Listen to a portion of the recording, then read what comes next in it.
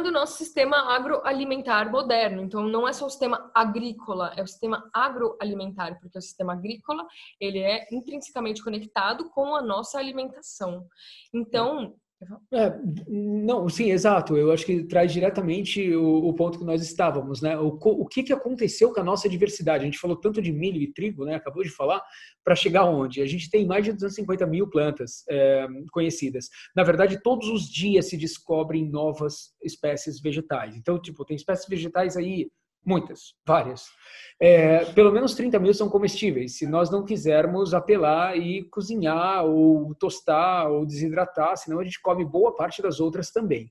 7 mil são utilizadas como alimento de fato no mundo inteiro, e 120 são cultivadas atualmente, sem falar de punks, sem falar de plantas alternativas, literalmente plantas que são comestíveis e mainstream. E 9 dessas plantas apenas 9 provém 75% da alimentação humana.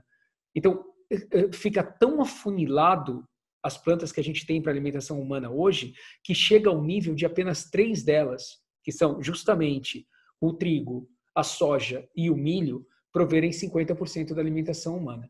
E a alimentação, né, gente? A gente sabe que não é uma alimentação de tão boa qualidade. Imagine que o arroz está lá também, a gente está falando basicamente de uma alimentação de carboidratos, que é produzida a partir de petróleo, numa agricultura de insumos. E de ciclos anuais, de ciclo curto, não de espécies perenes. E o que acontece com o ambiente frente a isso? Mais de 80%, né, desses mais de 1,5 bilhões de hectares estão sob monocultivo hoje. Então, qual é o problema? Ele não é só ambiental, ele é humano. Ele nos coloca, mais do que o ambiente, ele nos coloca em risco.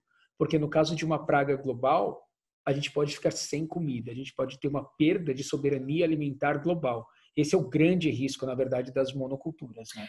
E é isso. De novo, diversidade é o que traz resiliência. A gente está exatamente nessa contramão. Se a gente quer resiliência, a gente precisa repensar os nossos sistemas agroalimentares. E por isso que é esse o nosso trabalho. Como que a gente faz para fazer agrofloresta em larga escala? Um sistema diverso, com árvores, em larga escala, para substituir os modelos agrícolas em monocultivo, em latifúndio que a gente tem hoje. Primeiro, né, a gente começa aqui, cada um fazendo a sua agrofloresta, entendendo de agrofloresta, conversando sobre agrofloresta e buscando alimentos de verdade. Mas daí a gente também precisa mudar o monocultivo, né? E quais são esses grandes desafios? Primeiro, o que a gente precisa saber, o que a gente precisa fazer para que um sistema agroflorestal, para que um sistema produtivo agroflorestal seja viável em larga escala, para que ele ocorra em larga escala. Como que a gente faz uma produção agroflorestal em larga escala? Primeiro, a gente tem que desenvolver um modelo, um planejamento que seja viável, tanto tecnicamente quanto economicamente. Não é para a gente ficar inventando muita moda se a gente ainda não testou aquilo ali. Então, ele tem que ser um modelo viável. Segundo, ele tem que estar sistematizado. Todo o design, a lógica, né, o arranjo, as operações, né, a mão de obra, os inputs, ou seja, os insumos e mudas, e os outputs, ou seja, os produtos que saem disso, eles têm que estar muito bem sistematizados e planejados e organizados. E toda essa organização, ela tem que ser extrapolável para uma área maior. Eu faço um planejamento para uma área pequena, mas ele pode crescer para uma área grande, é só eu multiplicar. E tem que ser um planejamento que seja modular, né? Então, a gente faz um desenho ou todo um planejamento modular por módulo, por área, por exemplo, por 1 hectare, para que ele seja replicável, para ele crescer, certo? Sim, pode passar.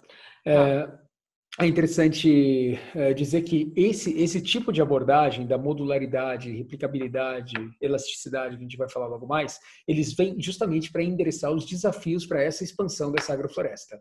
Porque o que a gente quer, o verdadeiro impacto, ele tem que ser distribuído, ele tem que ser um impacto na paisagem. Então, se a gente quiser fazer diferente, a gente vai precisar levar a agrofloresta para todos, em todas as partes. Então, o que é hoje os principais desafios, né? Quais são esses desafios da agrofloresta?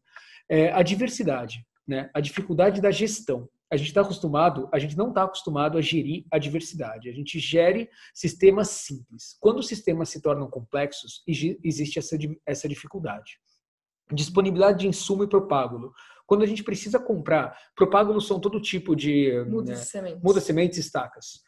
né? Então, quando a gente precisa desses insumos específicos, né? Um pó de rocha, uma biomassa específica. Sementes de glicídia, por exemplo. Todo mundo fala, adubação verde em geral. Mas não existe semente de glicídia. A gente não consegue achar esses insumos ainda em larga escala. Inclusive, é uma oportunidade de negócios produzir insumos, viverizar para a agrofloresta. Isso é o que a gente chama de supply chain, a cadeia de suprimentos da agrofloresta, né? A cadeia das agroflorestas. Como é que a gente não consegue fazer isso tão larga escala em certas regiões porque você não tem insumos disponíveis, muito menos sementes. Você fala, eu vou fazer aí um plantio de jatobá, mas, gente, não é tão fácil assim achar semente de jatobá, né? O planejamento dos custos também, né? E a prognose de produção, que a prognose, na verdade, é a estimativa de quanto vai produzir, tanto em quantidade, né? Quantos tomates vão produzir, quantas castanhas do Pará vão produzir, quantos quilos de banana. E quanto vai custar? Vou vender o quilo da banana por R$2? Vou vender o quilo da castanha por 4, 5, 2, 10? Isso vai mudar toda a viabilidade econômica do sistema. Então, o planejamento, essa lógica de trazer planejamento para dentro do sistema é o que vai romper o paradigma e poder finalmente trazer diversidade para dentro dos monocultivos. E essa questão dos custos, né? Então, a gente está falando de insumos, mudas e mão de obra, tudo isso gera um custo. Então, por exemplo, se eu falo que no meu sistema eu vou plantar uma árvore de serviço, significa que anualmente eu preciso incluir lá no meu custo a mão de obra que vai podar essas árvores de serviço. Ou seja, isso é um custo. Quanto custa uma árvore de serviço?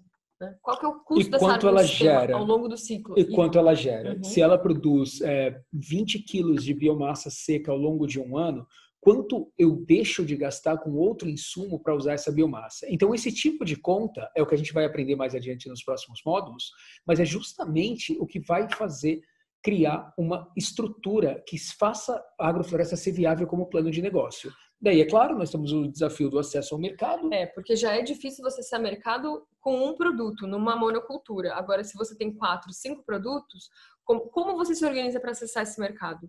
Né? Cada um é numa época do ano, cada um tem uma logística diferente, tem padrões de mercado diferentes que você precisa pensar em armazenamento, em embalagem, enfim, é muito complicado. Isso também é um grande passo para o agricultor que quer diversificar sua produção. Mas nós estamos fazendo a nossa parte aqui hoje, cada vez a consciência cresce mais, né? E todo mundo entende que os produtos da agrofloresta são produtos melhores, são produtos que valem a pena ser adquiridos. E quanto mais a gente rompe o caminho do meio, quanto mais a gente encurta o caminho e rompe os mediadores e compra diretamente de um produtor, a gente está fazendo esse acesso ao mercado se viabilizar.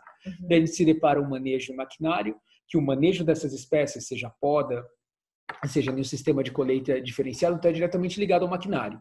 Os maquinários não estão desenhados, existe coisa sendo feita há muitos anos, mas na verdade nós temos indústrias fazendo maquinário agrícola e maquinário florestal. O maquinário agroflorestal, ele ainda não existe bem desenhado. Ele ainda é muito simplista nesse mundo agroflorestal. Então, outra ponta do desafio é desenhar maquinários viáveis e econômicos para a agrofloresta. E, por fim, a assistência técnica capacitada, ou seja, pessoas que têm essa visão, que conseguem resolver tudo isso, né?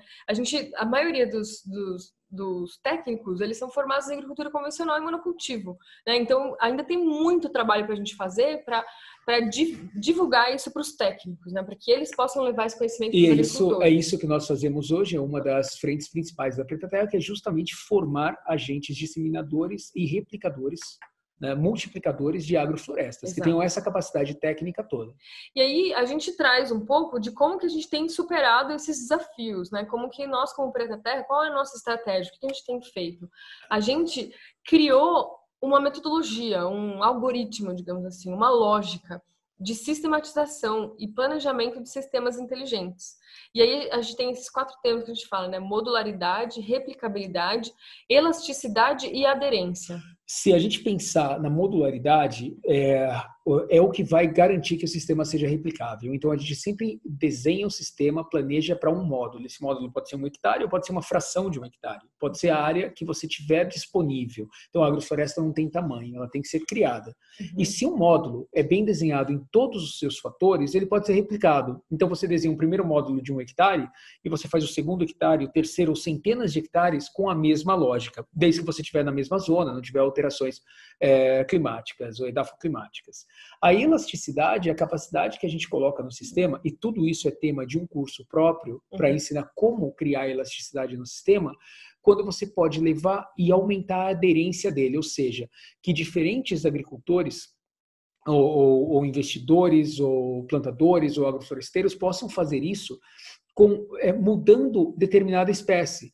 Então, a gente trabalha muito com o nicho funcional de cada espécie e a arquitetura da planta dentro do sistema.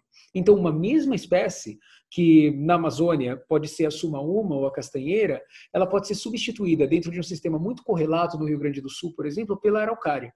Então, trazendo essa lógica da elasticidade, de trocar espécies como em um tabuleiro de xadrez, a gente cria uma aderência maior para o sistema agroflorestal poder passar para diferentes pessoas, sistemas, realidades, meios, objetivos. E é isso. E aí isso significa o quê? Que para ser viável, a gente precisa planejar um design agroflorestal. E esse design ele não é pré-desenhado, ele não é pré-modelado, não ele são tem receitas. que ser desenhado para cada contexto, ou para cada macro-região no mínimo, ou para cada cultivo agrícola que se pretende usar. A gente precisa fazer um desenho agroflorestal. Assim como existe o design permacultural da paisagem, existe o design ou agroflorestal. Design arquitetônico. E depois de tantos anos trabalhando no Brasil e no mundo todo com agrofloresta, a Preta Terra hoje decide criar esses agentes multiplicadores. É pessoas capazes de fazer designs agroflorestais como nós fazemos, porque essa é a única forma de a gente levar a agrofloresta adiante e fazer a agrofloresta chegar para todos em todas as partes.